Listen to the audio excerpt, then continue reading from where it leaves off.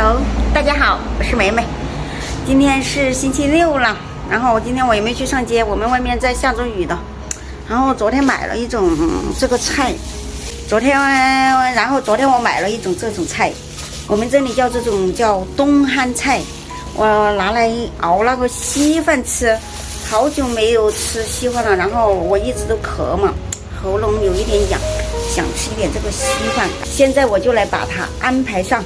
好了，现在我要开始操作了，很简单的，我也不用放肉，其实可以放一点那个瘦肉的，就像熬粥一样，但是我觉得吃清淡一点吧，就这样熬。我现在来操作啊。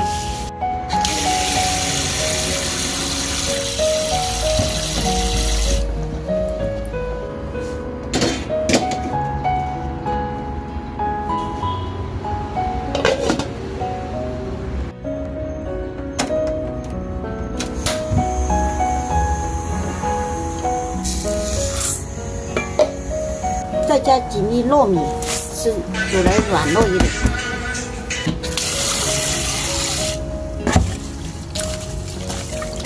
淘洗出来的米先泡发一下。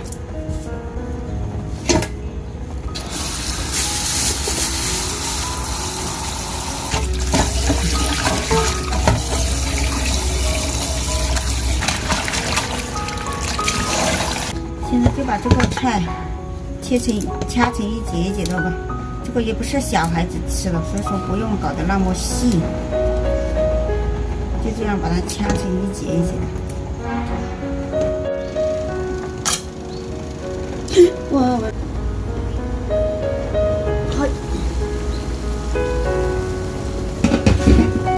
下入泡发好的这个米，再拿勺子推动一下。让锅底不要粘锅。好了，现在慢慢的熬，先把米熬软一点，再把菜加进去。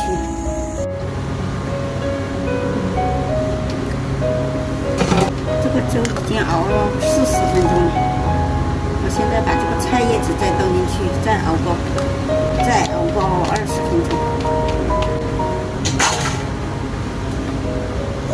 菜稀饭已经差不多可以了，我现在要加一点这个猪油，这个猪油放到这里面，非常的香啊。然后再撒上一点这个老姜，现在把它搅拌一下，再加上食用盐。这个稀饭就可以出锅了，可以了，我的稀饭就熬好了。这个是汉菜，我们这里叫做东汉菜粥，看到有没有食欲啊？好了，可以了，再熬就太